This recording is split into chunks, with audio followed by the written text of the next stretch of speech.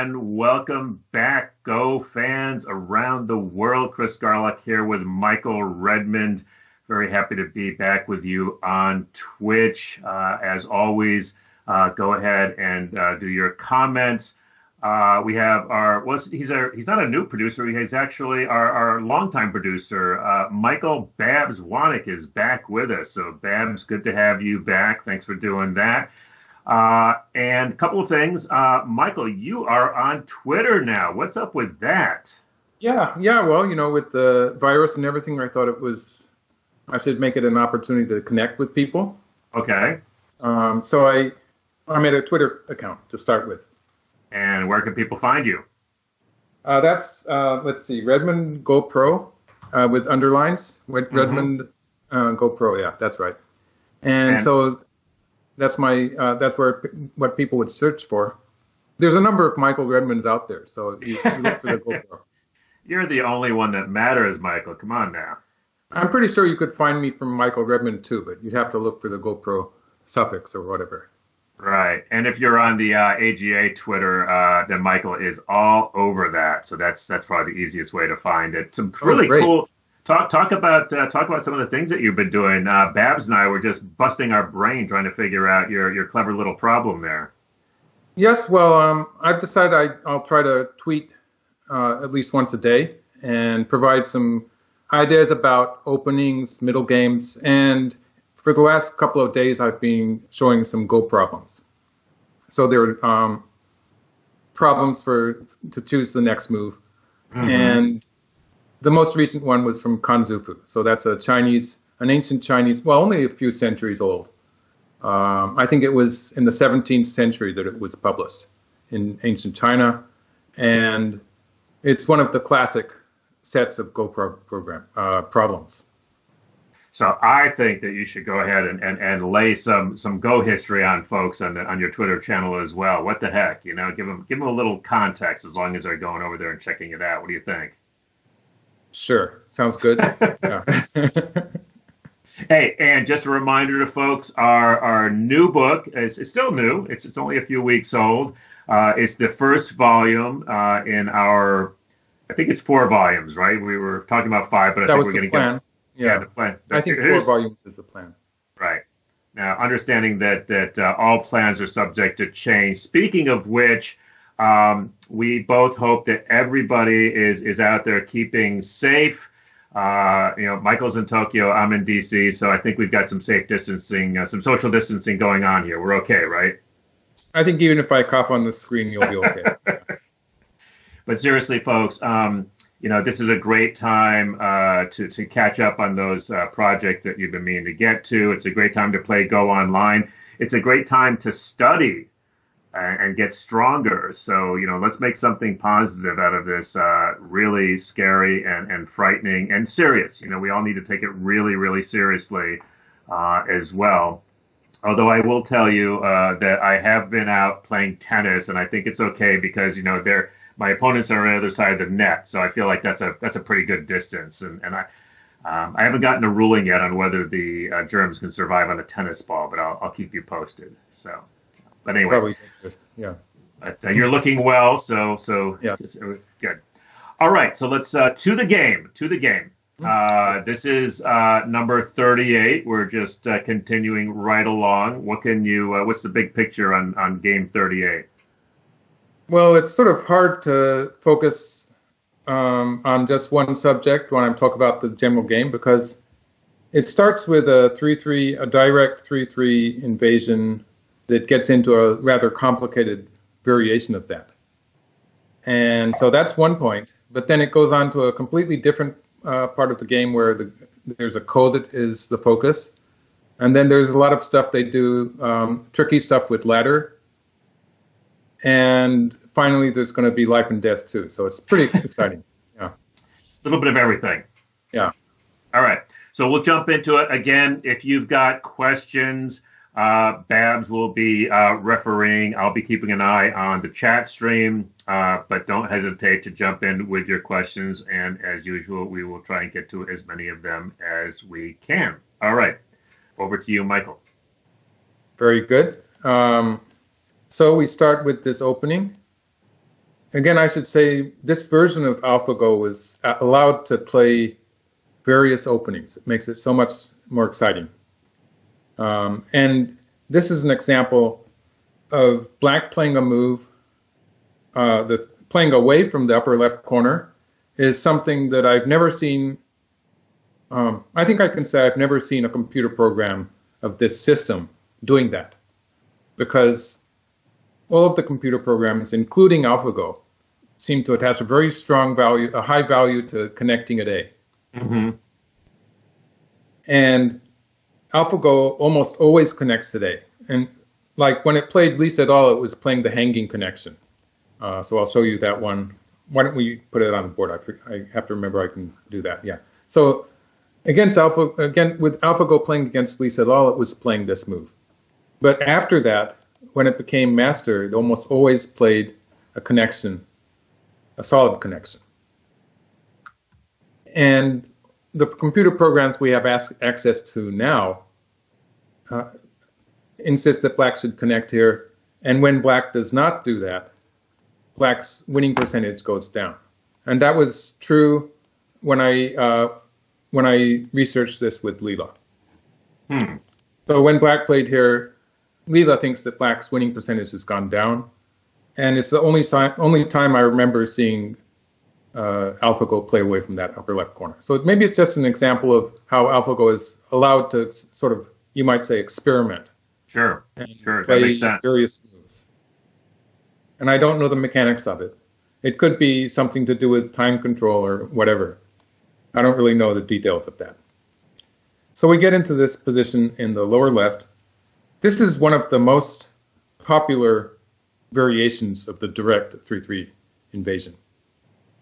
When white plays the knight's move here, and black bumps against it. So this is very common. At this point, white actually has the choice of playing the Hane underneath, which is pretty complicated, or extending here, or playing away. So in this game, white played away.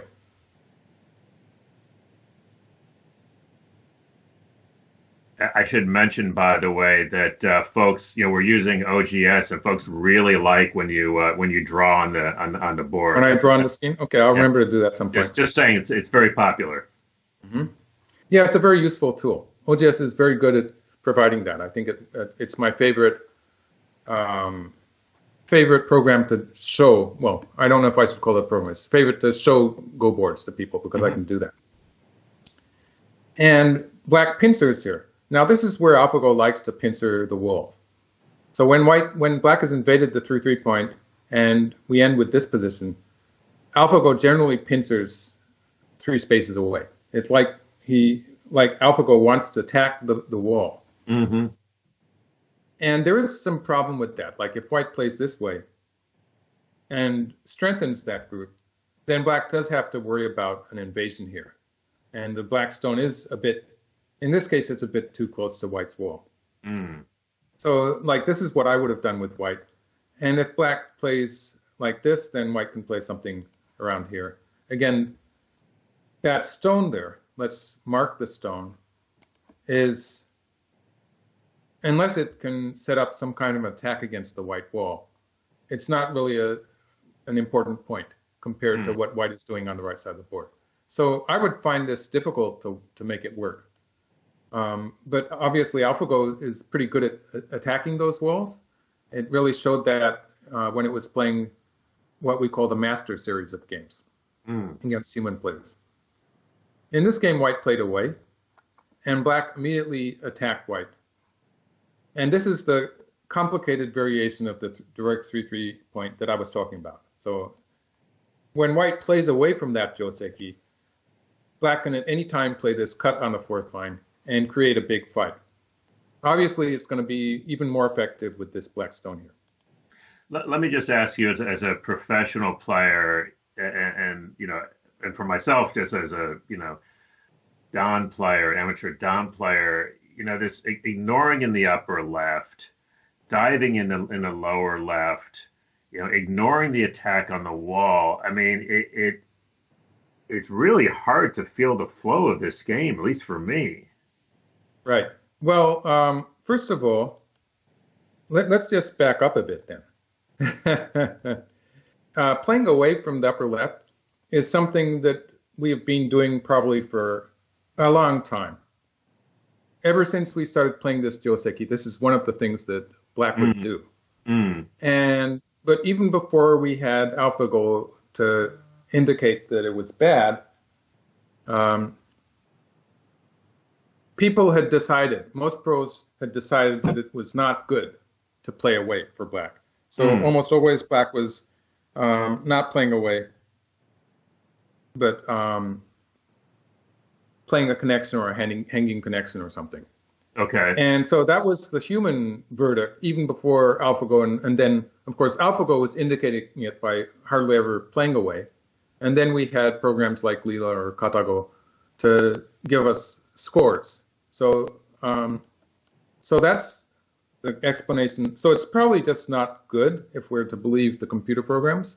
And again, now playing away here for White,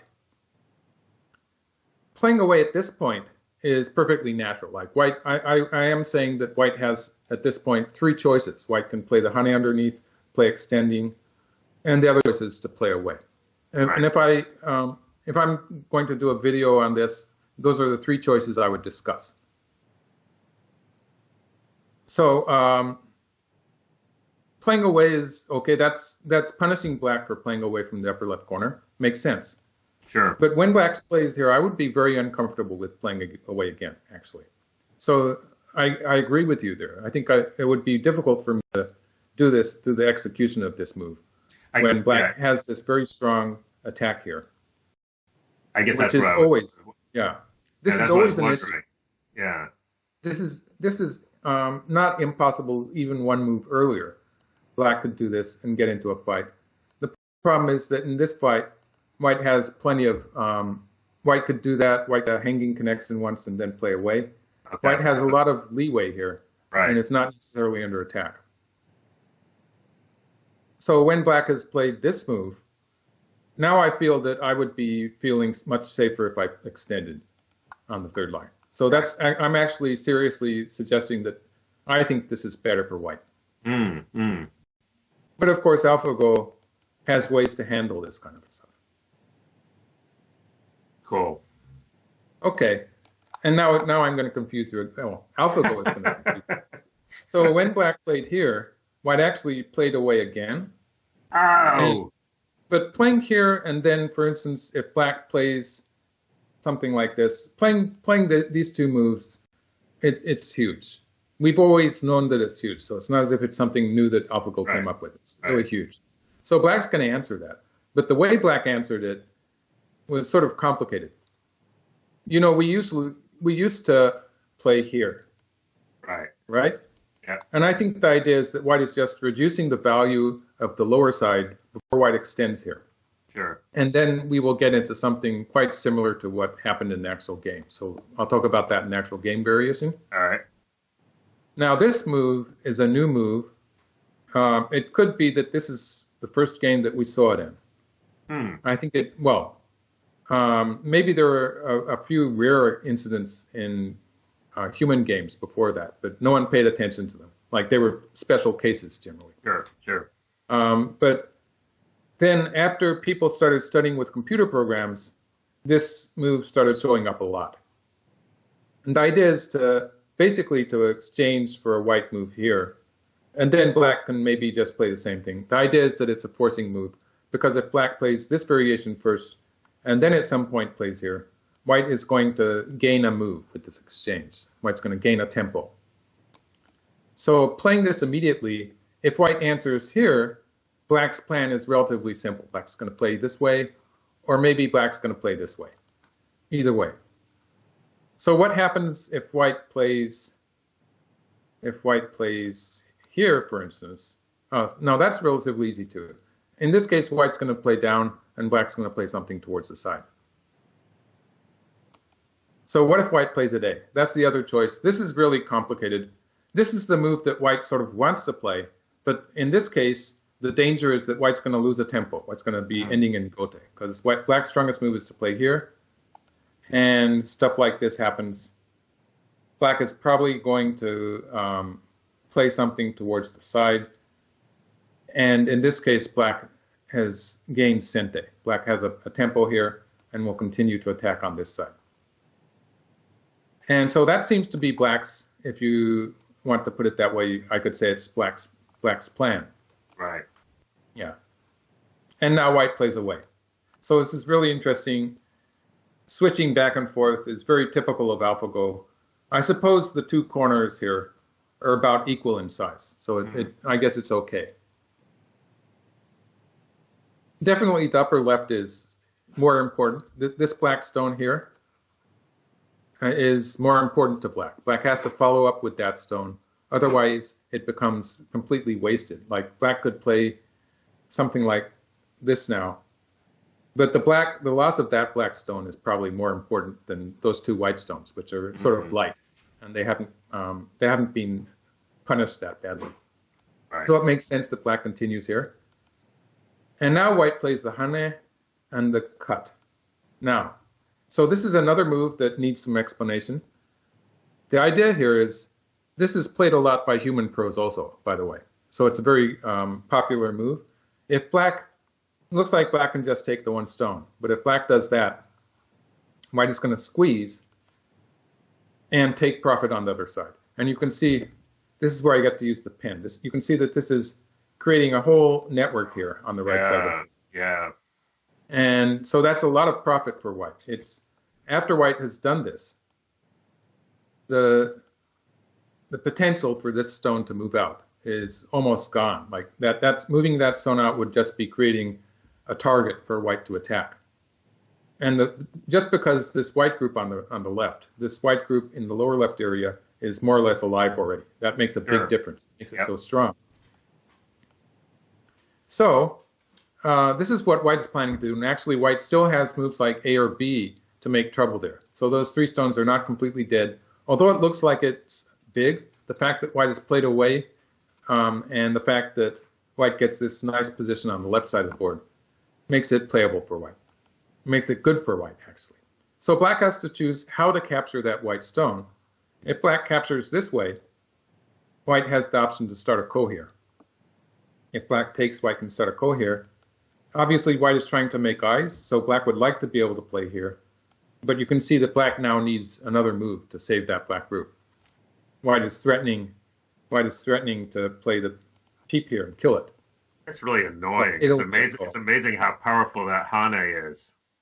Right, and this is a move that pros have been using. And basically, the idea is that after Black takes here, it's going to give White the extra Atari. So White started with one attachment just to confuse us more, but White's going to play this Atari. And again, if Black captures here, you can see that White will again have this ko. So Black has to connect. When Black connects, eventually, if White gets a stone here, White's not going to play this immediately, but eventually when White gets a stone there, you can see that White now has a forcing move here. So the whole point of that cut was that without that cut, White did not have the opportunity to play this hane, just to back up a few moves. You know, so much explaining this game will need. No, but actually, I would say, Michael, that if people learn nothing else from this game, that the power of that hane and that Atari is totally worth the lesson. That's amazing how powerful that is. Because obviously White could not do it immediately, as I'm showing here. Yeah. Also, if White just plays this, then almost always you will see Black play this move. It's a huge move in territory, as well as the fact that it takes away White's eye space. So it's a move that's very vital. And the fact that White uses this cut here, offering the trade where Black has played this trade is actually good for White in this board position. Offering the trade, and White gets this Atari. So it's very successful. But then what was this attachment? The attachment, if Black plays on top, White is trying to make some eye space. So White will continue like this, and fairly easy for White to make a living shape here. So this would just be alive.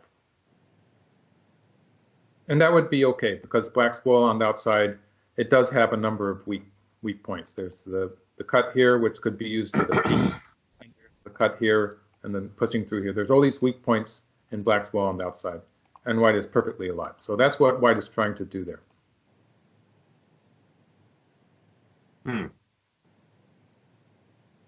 So black connects and white extends here. Yes. Other choices would be this move. White's not going to play that yet. This move also works to a certain extent. In this case, black will jump. And we get into this variation. You can see that it's not quite as good as the other variation that I showed. So I'll try to find that one. Yes, this one. Where you notice the black stone at A. And that leaves all these weak points here, the cut from this move and the cut here directly. It's better for black to have that stone one space away, as in this diagram. You see that move, that it moved one space away from the white. So if white pulls back, here, black does get to play that way. And white will probably cut on the third line anyway. So black gets to get to this position where the weakness in black's wall is slightly less than before. And if maybe you were wondering why white doesn't play on top here. It's probably okay even for black to pull back at this point, because again, 2 is functioning as a peep. So black could play that and then play something on the side. I haven't actually researched this with Leela, so this is the human guess, the human pro level. So white extended, and black attacks immediately. So it's getting very tactical here, very interesting. White cuts. Black curls once. The value of this move is that, for instance, let's just take it one more move here. The value of this is that it's taking away an eye from white. Like if black did not play that and played here immediately, white would have a potential eye here, and it would cease to be forcing afterwards. So black is just taking white's eye away here, and black connects. And I went into this variation. I found it interesting to see what would happen if black played here. It looks like white's sort of in trouble. And actually, if white plays here, this is probably pretty good for black. Black can push a couple of times and jump out. And in this fight, black can afford to sacrifice this one stone if black is going to get some, for instance, if black gets these 3 stones, some territory on the side here. Already has a nice position on this side, starting to get a nice position there. And white needs to do something to live there. So obviously it's going to be really painful if white is forced to play here. If white plays an Atari at this point, white can capture the 1 stone, but, black will play this way. Black can afford to give that to white, even if black plays something like this. It's just too much on the left side and a good position on the right side too. That's too good. Too good. So what's white going to do? White's going to die, and it's better for white to die. So what white does is white just plays from the center, just ignoring the fact that white seems to need to make eyes. It doesn't matter. And black connects. So black gets to capture this white group. And this is good for white. Because white has that beautiful moyo. Totally blowing my mind here. I have to admit, I was getting attached to those stones. Right. Even Zen, who before they had the neural networks, it was before AlphaGo. Even Zen was pretty good at throwing away groups. Wow. But of course, AlphaGo is really good. Yeah. And so I think this is the plan.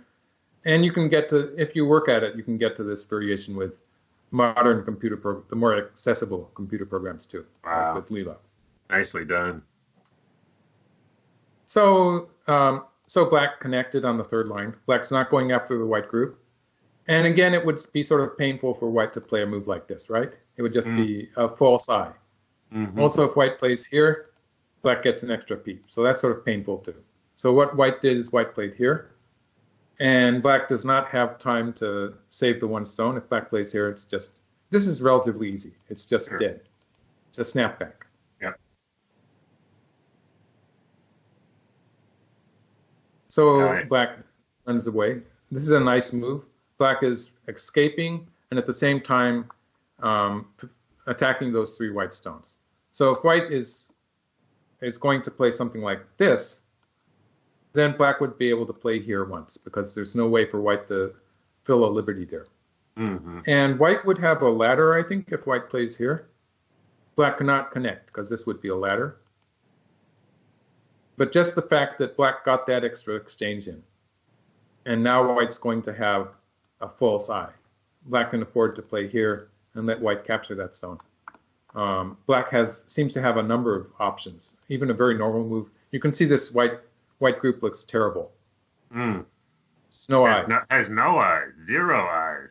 0 eyes. The white group on the left is weak too. This would be just too dangerous for white. Oh, big fat target. So white simply takes the 1 stone. Now white has 1 good eye, and black gets to capture the 3 stones. So I think this is an even trade. White gets to play another move in the center. Now this white group is perfectly safe. White has the attachment here that white can play. White has a forcing move here too, of course. So white has all these forcing moves. Provided the group in the center is okay, white might be using the potential with a cut here. So white still has a bit of potential with those 3 stones on the left. And this stone that white played so long ago is still in a good point. It's still in a good place. Yeah, I was just wondering about that. So black runs out into the side, and now white goes back to the joseki here. So finally, the 2 joseki sequences that we had here, they've sort of settled down to a certain degree. And still, although all this stuff happened, I still think that white probably has a slight advantage from the point that white played that cut at the mark point. That cut was, according to what humans thought even before AlphaGo and according to all of the computer programs, white should have an advantage after cutting at that mark point in the upper left. And I think white still has it. Very slight. You know, all of these games that AlphaGo plays with itself end up being half points or something. So it's a very slight difference. So I just backed up too far. So now, black connected, and white plays an extension on the side. Black peeped once. Makes sense. And this is a kind of an interesting move. Black is getting rid of the weakness at A.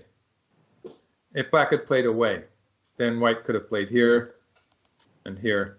This would have, white would be leaning on the black stones on the left. For instance, black could handle that by playing here, but you can see white is getting a very nice position on the outside. All this potential towards the center of the board, and no weaknesses. Nice. And so that would be very efficient for white. So that's what black is doing with this move, in a position where you would probably expect black to play here. This is by far the normal move, and maybe something like this, and then white would play here. This would be the normal way to protect the lower side territory. And it's very subtle what black is trying to do here, looking for some extra potential with this stone, and maybe even looking at some potential attack against white's group on the left there. However, on the left, the move that black would like to be able to play is this one, and it's not going to happen because, for instance, if black plays here at any point, white can just push through, and this is a forcing move. So the peep there is not really an option for black. It means that it's going to be relatively difficult for black to attack white on the left, but black does have a lot of potential with that marked stone on the right side of the board. So white dives into the 3-3-2. Yeah. Sure, why AlphaGo. AlphaGo. And you know, young professional players, human professionals also, if they're in doubt as to what to do next, they just jump into a 3-3 point. It's crazy. Why not? Yeah. So white jumps here. This is an asking move. It's asking black, how is black going to protect the side? Yeah. Seems obvious that black is going to play here, right? M3, right? M3. That's the game move. Is it? I don't know. I mean, that's where I would Yeah, that's instinctively the game play. I'm move. sure it's probably. Oh, really? Okay. But All there's right. an issue with that. Uh-oh. Oh, wait So a here minute. we have another fairly common variation of that Joseki. When white plays this cut here, playing this cut is relatively unusual when we compare it to just playing here and allowing black to get some kind of a connection here. Mm. So playing the cut is relatively unusual. But it's something that white plays. First, the ladder has to favor white. So like when white plays this move, which is mandatory sort of, if black can capture the ladder, it's probably not so good for white. But the ladder favors white. And secondly, white is going to try to use this stone to split black into two groups and get some kind of an attack. And this here is a very unusual, it's not a popular move order, actually, among humans. Cutting here, again, black is looking at the squeeze with this move. So threatening to squeeze there, it would revert to a different variation of the 3-3 Joseki. So white takes. Yes? No, I was going to say two things. One, just to remind folks that if you have questions for Michael, just go ahead and pose them in the chat, and we will answer them. And I'm just giving Michael a chance to have some of his. He's having morning tea, and I'm having evening wine, so that's how that works. Let's hope you enjoy. We both get what we want. And this is the point. Okay, go ahead. Yeah. I'm just waiting to start. No, and the other thing is just I think we're going to call this the pinwheel game, because it's just as I'm looking at this, we started in the left, we went to the lower left, we went to the lower right, and now we've come around to the upper. We'll get to the upper side too. There is an actual logic to this one. I see it now. Okay, white could have just played here, but then of course black gets to play the card too. So I like this move. And black, although the ladder does not favor black, black takes in the ladder. And white is not going to run out. So I have to explain that one. Yes, please, please. Absolutely. Okay. Well, if white runs out, black has two weak groups to deal with. Like even this group on the right here, for the time being, it only has one eye. Okay. So when you have two weak groups to deal with, and it doesn't look like you have enough time to do that, what you do is you look for your opponent's weak group. So white's weak group is this one, right? This is white's weak group. Yes. Because obviously the corner is just strong. Right. So what black is going to do is black is going to save the group that has some connection to white's weak group. And so that's a very general and it's important idea, I think. So black's going to play this attachment, and it's going to try to set up a get of a net, because black has all these forcing moves, like anything here, any of these moves are threatening to capture the two white stones. And if white has escaped here at one, and black gets to capture them, then that's a big loss for white. So there's a lot of moves here, at least these two. The important ones are these two. Even a move here is threatening to capture. Like to keep it simple, I could have said black plays here, and then black gets to capture in a net. This is a net. Probably not so good as the move that I was showing before. If white continues here, so continuing from the two stones is the natural move for white, because it's usually bad if black gets to capture them, and then black will attack white in this area. And still, white is not 100% alive. Black is still threatening to play either here or here. And so black is putting pressure on that white group. And in the process, we'll be able to find a way to handle those three stones that are, well, I guess they're four stones that are weak in the upper side. So in the process of attacking white's weaker group, black is actually indirectly saving these stones. Now the fight here in the center of the board is more or less even. One other point about this, it's interesting that black is not connected, but it's not really a problem for black, because white can cut black off with this move. Black pushes through. Although it looks like white can cut black off, actually it's kind of a suicide for white, because the stones in the center are going to die. If white gets to play moves like this before that happens, you can see that the black group is alive on the side anyway. So in almost all cases, it's not going to be an issue. Yeah. So back to the game. White did not, but white played here. So what's this move? It looks really weird. It's not a move that I would easily find in my own game. Seriously. But it goes back to this move that white played, asking how black answers. The natural Okay. black move is here. Now when white plays here, there's a weakness in black's territory. Do you see it? It's funny when you sort of gave a hint earlier that when I found the game move, but gave a hint that there was a problem with it. I was wondering about, is this one of those ones where there's a problem with the attachment? Exactly. Huh? And we're going to see it because black did not protect.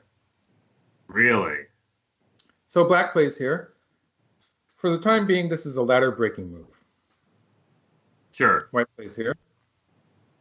So the ladder issue is solved, and black Right. continues to play forcing moves, which I don't really understand very easily. But I think actually black might be creating a co-threat at C. So there's going to be a big co happening. There's going to be a big co coming up. In this position, black does not have any co-threats that are always forcing. There's no co-threats that are 100% forcing. Mm.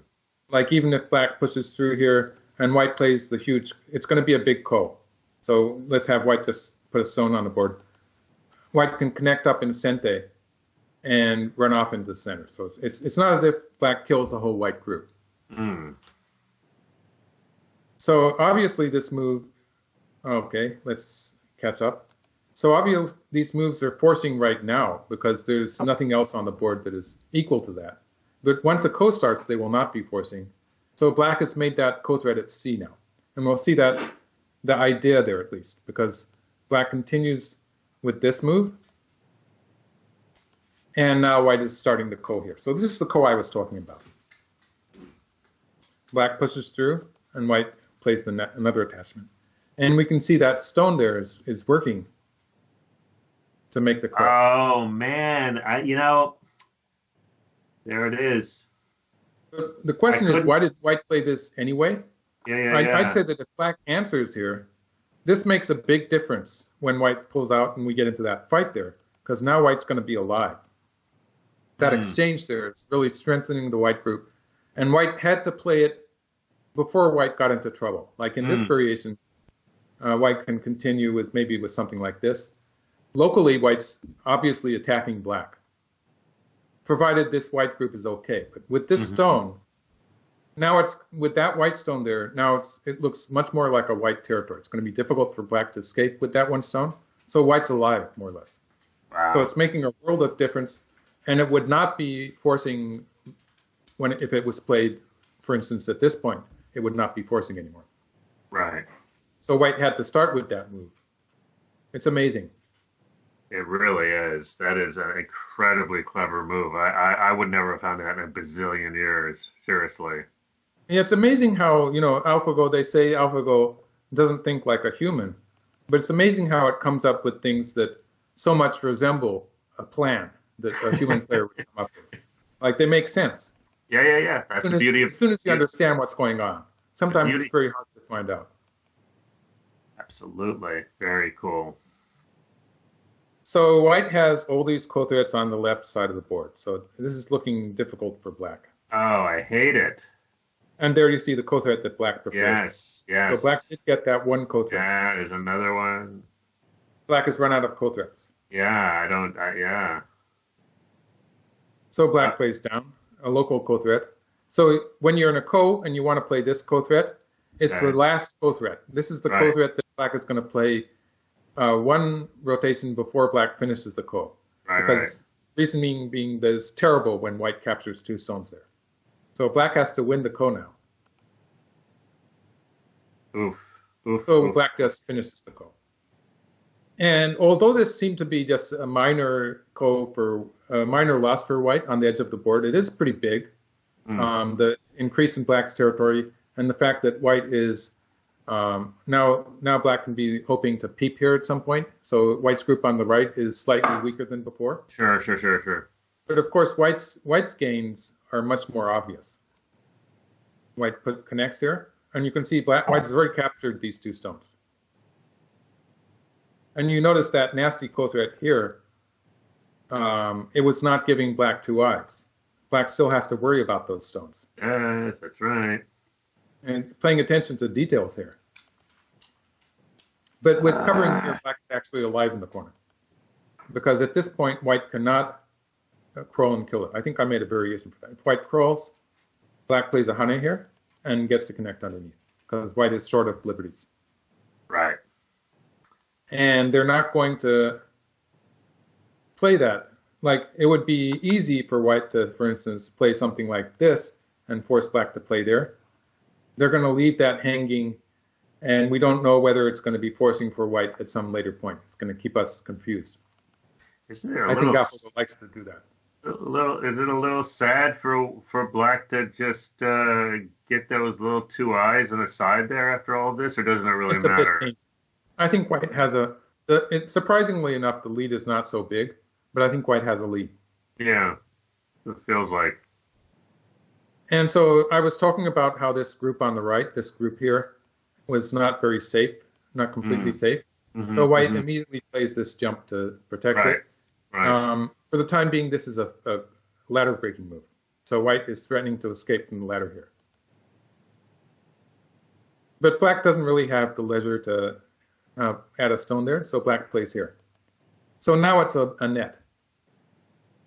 So black plays away. Oh, right. Yeah, so it's a net. Yeah. Black can just play away. So that, yeah. So it's really interesting how this ladder goes back and forth a bit. There's gonna be some more. So black is attacking in the upper left.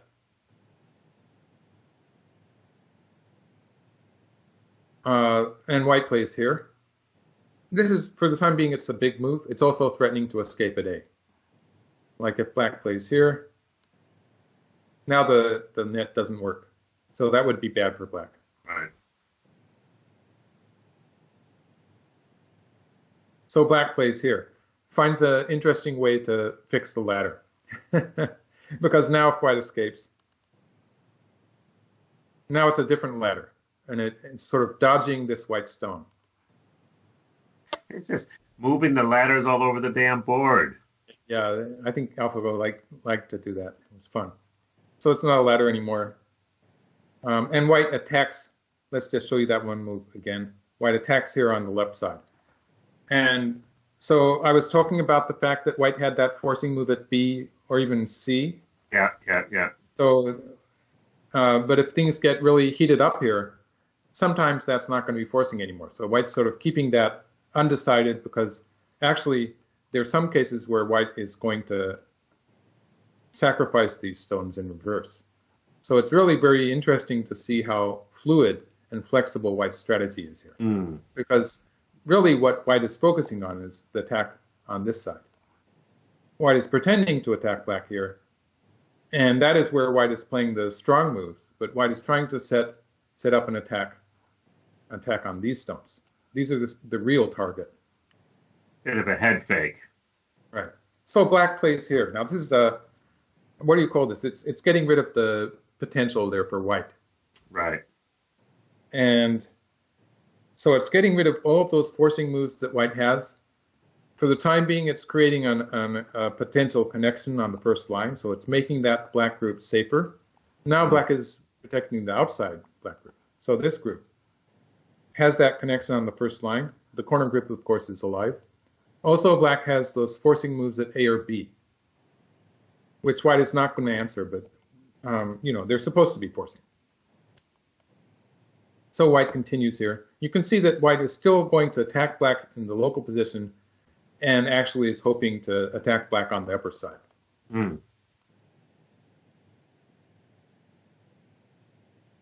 So you can see white is not always going to be saving these two stones. There's not all that much point when black has a connection on the first line there.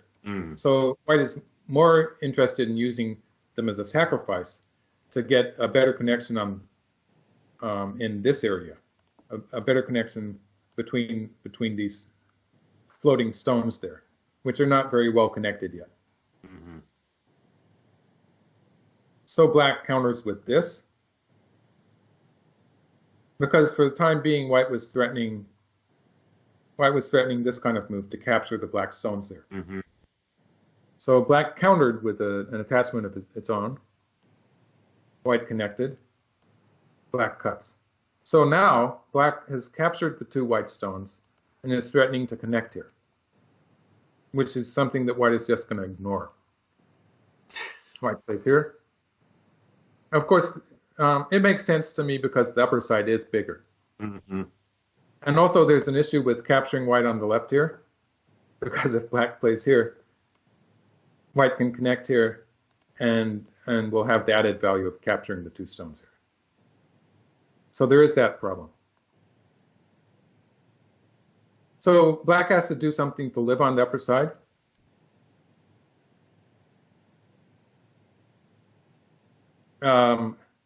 You know, well, if white plays here, I think the idea is that black can connect and just push through here and escape out. So it was taking away the option of white to just capture the one stone there. By playing this attachment, black gets to connect once. Like if white plays here, black gets to connect once and then escape out into the center. Maybe something like this would happen. And black's a lot more or less alive now. So that would be playable for black. Nice. Let's see, where am I? Oh, went back a bit too far. So white covered on the outside. And it's not as if black, so when if white captures here now. Oh, that was the game move. Okay, so white captured. And you can see that these two stones here, I should just mark the two stones. Getting these two stones in, the exchange of these two stones has given black an extra eye on the upper side. So black has one eye here.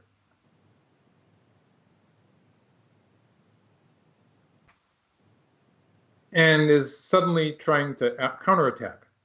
So white cannot cut this off because the stones on the outside, of course, are in danger. So this would just be a collapse.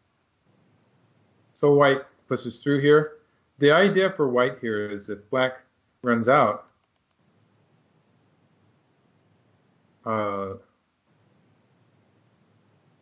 black will be alive and can escape.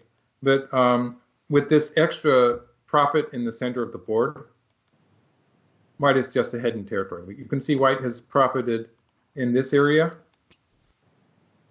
and saved all the white stones. Like this territory has sort of expanded, and also white's getting territory here. So white's getting all the cash, while black is pretty cramped as far as territory is concerned. Yeah. So the calculation here gives white a winning position. Yeah. Yeah. It's difficult for black, yeah. It's very difficult. So black plays here. So it's not really clear to me what black is. When white covers at A, this is going to be, let's just do the variations that I have some understanding of. When white covers at A, black will have the option. Black might actually start with that variation I was talking about. But black will have the option to play here. Oh, actually, black probably still has to play this one. Black will have the option to play here. And this actually puts some pressure on the white stones in the corner. So black is threatening to kill white with, it's threatening to kill white with B17 or something like that. Or the and there's the fact that with these two stones in a row, instead of just the kosumi, the diagonal move that black would usually get, now this position is big enough that black, if black plays first, black will be able to make a life. So if black, for instance, if we have white play here and black play something like this, black has the option, just having enough stones lined up on the second line there makes it possible for black to make two eyes. So that would be the difference between that move or black just simply playing something like this. In this case, white would be alive in the corner. It would be more difficult for black to make a life there. So there's that difference. If black can get this far in, and white covers at A, black has that. Explaining what happens if white plays here. is much more difficult. I think I actually sort of gave up on that one. But it gets into this extremely complicated race to capture in the corner. Yeah. And it looks dangerous for white when black extends here. But black, well, while black might need to make some preparatory moves, like playing here first or something. I'm not 100% how that works, but it looks like white is going to be forced to spend a move in the corner at some point. So that's the general idea. And white fixed that in a surprising manner by just playing away. It just ignored. Okay. And black gets to play 2 moves in a row. With this move, white has captured the 3 black stones. And I'm talking about these 3 black stones. Yeah. So white has just made a trade here. Wow. And you can see again, white has gained a lot in the center of the board.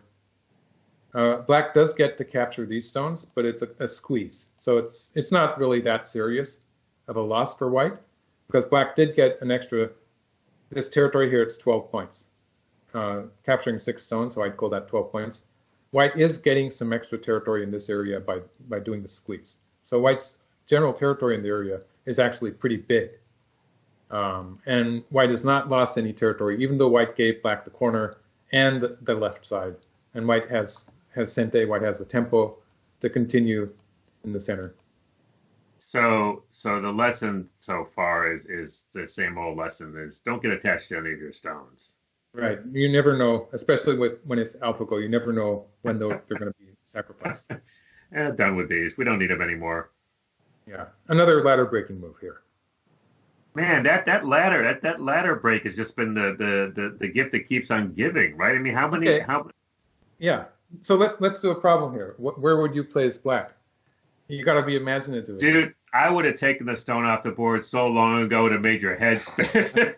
I got to be honest, because look how many times he's had to respond. I don't know. I mean, actually, you know what? Let me crowdsource this. People, help me out. Where should black respond here, other than taking it, which obviously is not the right answer? I mean, I've been looking at this pseudo peep at P10, but I don't think it's worth anything. Actually, I don't. P10 is a bit too far away now. Yeah, it's too far. It's not going to be forcing. I don't know. Oh, all right. We gotta vote for N12. N12. Okay, I like that. Or O11. O11. That's interesting. O11. I kind of like O11. What do you think about O11? That's terrible. No good. Here? Yeah, white would just push through. It doesn't look so good. Okay. It's a bit, with all those white stones in the area, it's probably a bit of an overplay. Yeah. How about the N12 idea? Is that too? N12 is. Where? I would never have thought of that move. Let's see. On the top. Oh yeah, that's actually a pretty. I would call it a sensible move. It makes sense. All right. It's one of the moves that I would consider. All right. Spinal tap chess gets. I like that. Half a point for that. So this is the game move. And so black is capturing the stone for the time being. It's a ladder to the right. So if white escapes here. Yeah. That's the easy part. And also the fact that black is setting up, covering here is a big move. It also makes an extra eye for black. You have to remember the black group only has the one eye here. Right. So it only had the one eye here. Covering here is a big move as far as territory is concerned, also making a second eye. So yeah. Black plays this move to set up that covering on the second line. If white answers here, it's sort of ambiguous because for the time being, there is a bit of an issue with it. But I think black is going to continue probably with the N12 move. So that again, that's a reasonable move there. And black can handle the weakness there. Mm-hmm. So black is just getting that one extra forcing move before black deals with the ladder threat. Okay, all right. I like that. It makes sense. That's a good sequence, yeah. And you can see white is sort of trying to settle down the game. White does have a small lead. Mm. And so white is just heading to the end game, making some profit in the center of the board. It's still a fairly close game. It's surprisingly close. Like Hmm. the flow of this game sort of tells me that it must be good for white. Okay, with the wedge here, I have to talk about this move. Hmm. With the wedge here, if black cuts, white can play here. Now this is threatening to push through here with an Atari. So like if black plays from the center, white can escape here and just capture black on the upper side. Oh, yeah, yeah, yeah. That's nice. So if black answers here, white can cut in the center. So that's the idea here. Because immediately, if white had cut in the center, now this would have been a net. Hmm. It just didn't work. So white wedges once, and black is forced to pull back. Well, black counters with this once, but black is forced. Black actually didn't. Sorry, black played the diagonal move, but black could not attack the wedge here immediately. So white's Hmm. getting a little bit extra territory with that exchange. You must love this, Michael, because I know you love Endgame. I mean, this is some pretty high level Endgame that's going on right now, It's right? amazing, and it's so close. Like it would be so Yeah, easy to throw away this win. yeah. It's razor's edge at this point. I mean, it could go either way. I mean, it'd be interesting to turn this game over to two pros at this point, see what happens. Well, if you put them in overtime, it would be interesting. Yeah. Yeah, I yeah. think if they had enough time, they could figure it out if there was Sure, sure, enough of room. course. So I've made a variation here to show that white could not immediately surround the territory. Mm, If white plays the nice move here, black does have the push here and escape in the center. So in the game, white played here. So that's covered one of the weaknesses, mm. and black gets to come in the other way. But white is getting something out of that. Now this is really, again, it's going to be hard for me to explain. Everything that happens on the upper side is going to have to do with the threat for black to cut at the mark point, because there's the question as to whether that white group is alive or not, and it looks sort of borderline. Wait. Which white group? Oh, I see what you're saying. The top one. Okay, all right. Yeah, Yeah, yeah. yeah, that's Might right. as well use the pen.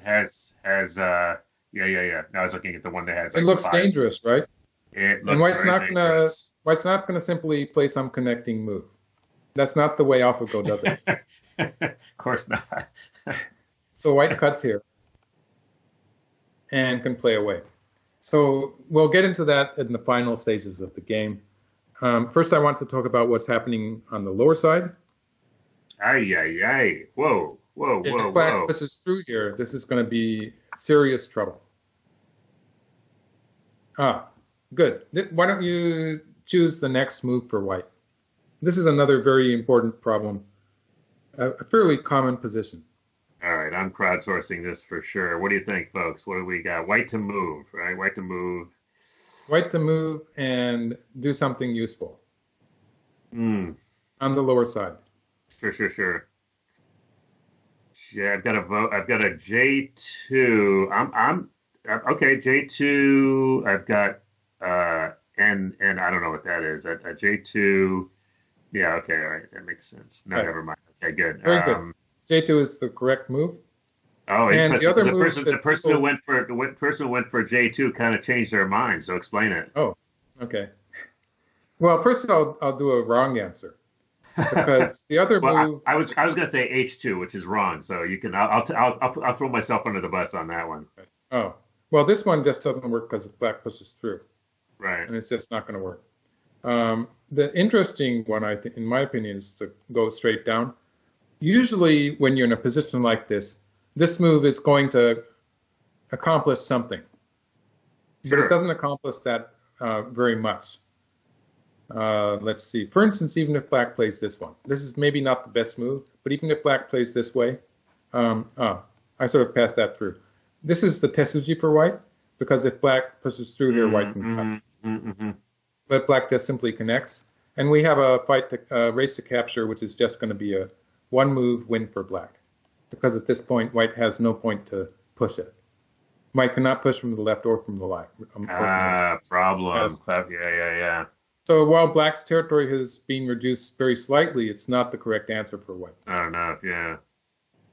So to go back here where black has just cut white on the third line, the correct move is to play the hane here. And if black cuts here, oh, sorry, I'll do this one first. If black covers here, now white gets that many extra liberties, so that at this point, white has 4 liberties and black has only 3.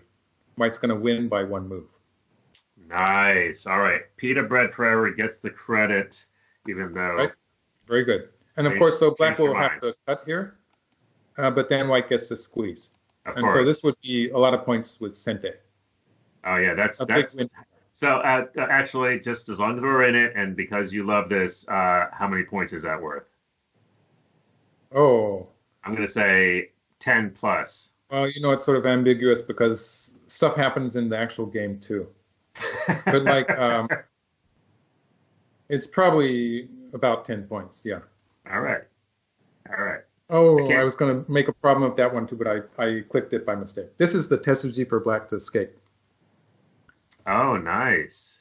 And we're going to see it in action, actually. But basically, if white pulls back here, then black can just pull back too, and it's no problem. So that's the idea. And we'll see the other like if white plays here, oh, maybe not. I've made a variation for it, so it's not going to happen so soon in the game. But if white plays here, again, black has to be careful. You might, even a stronger player would be tempted to push through here. But this is, again, it reverts to the previous variation, where white gets the squeeze. Oh, dear. Oh, my gosh. Wow. That would be the same mistake. Yeah. It would revert to the same. So black just cuts here, and if white captures the stone. Now, this is where, you know, it's sort of weird because this is going to be a ko. White can play here and make a ko of it. But it's probably not so good for white. Like all of black's stones are connected, and like it was just, at that point, we were just talking about 10 points of black territory, which is going to be disappearing. So 2 moves in the center of the board will be equal to that. It's not as if black is losing too much territory. Sure. So this would be a bad result for white. No, because white's entitled to a pretty nice, I mean, actually, if you just go back to the game move for a sec, I wanted to ask a question here, right? So that's a correct answer, and I think a lot of people would really want to resist more strongly, but that's the correct answer. And just show the game sequence, because I want to ask you the correct game sequence. In the game, white just played away at this point. Of course, right. So it's not. So the point is that the damage, you know, you potentially take a little black bit of is just pressed down to the second line. Like if black had answered that, like when white played here, if black had answered that, that would have sealed the white territory in the center, because now white can just play here, no problem, right? Oh yeah. So white has actually, with this stone, actually I should have done it this way. When black pushes through here, you can see that this stone is working to cut black off. And so that was the idea for white. So black didn't really have the option of answering that. I see. And in actuality, when black plays that attachment underneath, it's just going to be the second line. Like this is actually the game variation where black gets to. Oh, it happened a bit later, but that was the game variation. Like white played away once, black played that move in the corner, upper left corner, and then white played this exchange. So it was just that black's territory was pushed down to the second line. Just a few points difference. Right. So this is the correct variation. Just have to be patient and take a deep breath and not get crazy. Right. But we're still going to, okay. Talking of going crazy, this is where the game gets really it goes nuts. So just playing a normal endgame would not be good enough for black. Black's losing already. Right. So black is going to try to do something here. For the time being, you can see that. Yeah. I've been looking at this for the longest time. I don't think there's anything really there, right? Well, for instance, if white is going to do something like this, The idea, obviously, is to break through on this side. So that would work. In the game, white plays here. Now this is setting up like if black plays here, white can even extend, and now can push through on this side. So that's not a connection anymore. Yeah. So black plays here. And you can see white's just playing safely here. And black's not really, but now white plays here. And I actually, it's all I can say about this is that it's a big move because black could have connected here and cut.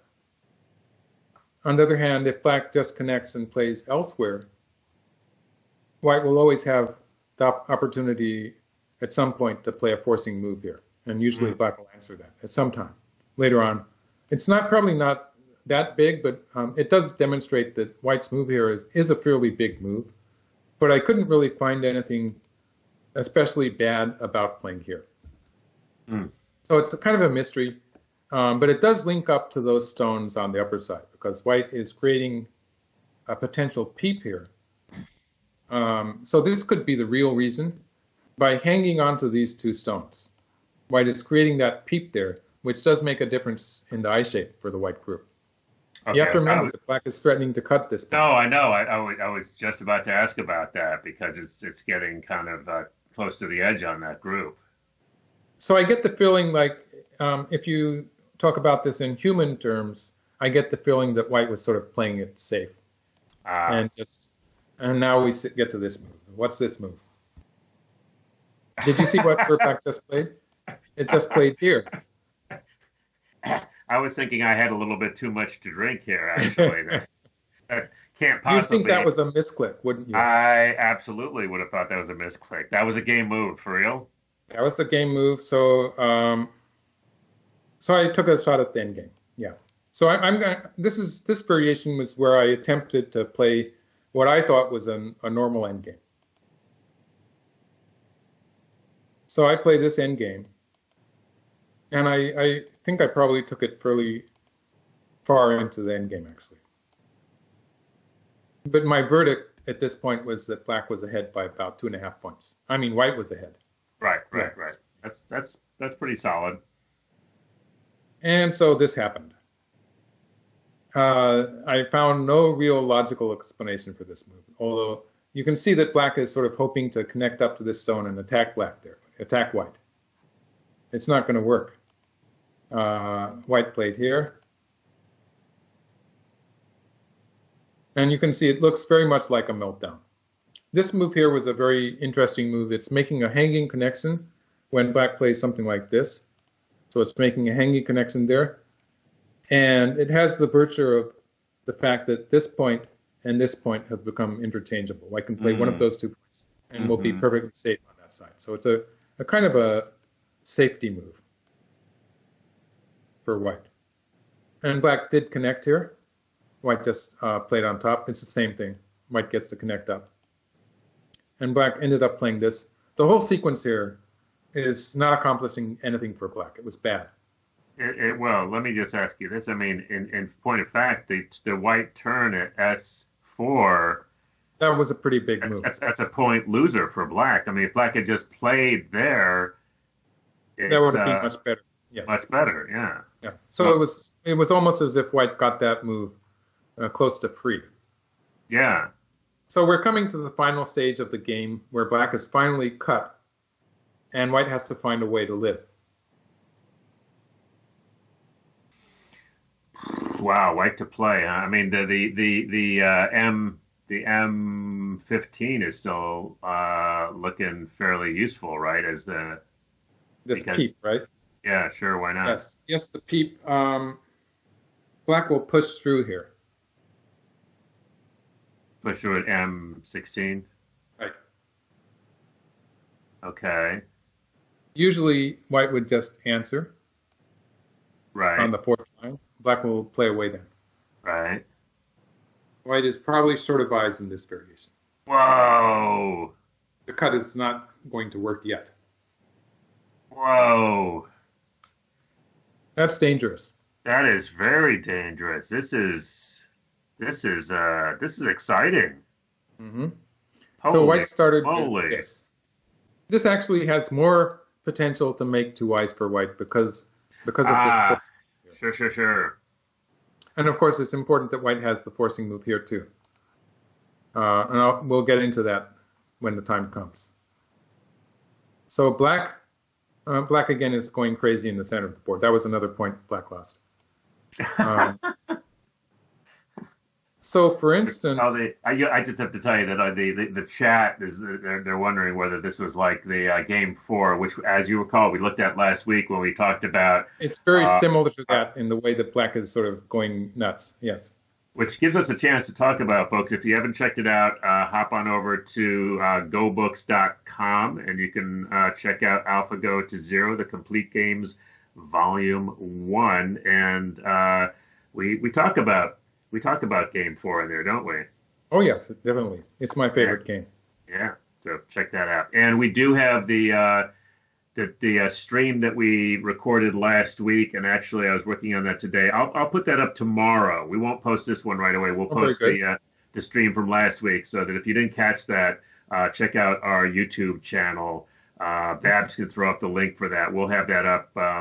Probably not tonight. Tomorrow we'll put that up and get the word out. But so anyway, yes, you guys are right. This is reminiscent of the Game Four Yes, indeed. meltdown, and you'll want to see Michael's commentary on that, because he really. I don't even want to ask you how many hours you spent on that, because it was a lot. I know you spent a lot of time working that out. So Oh, anyway, it's. I think it was 5 years. Yeah, yeah, 5 all years. right, Yeah, sure, it accumulates. Like it being a pro, does. I tend to remember the stuff I've Yeah, said. you do. Yeah, you do. So, And but it's a really it's a fun commentary. So I want to see. I mean, I'm going to assume that White has no problem here, but dang, he's really kind of playing with fire here. well, just to show you a variation that is relatively easy for me to understand, this seems to be a natural move for black to play. And this is the case where white has this forcing move Yeah. and this forcing move, and then finally this move to make two eyes. And you can see how white sort of needed Yeah. that honey, Yeah. that white needed that stone too.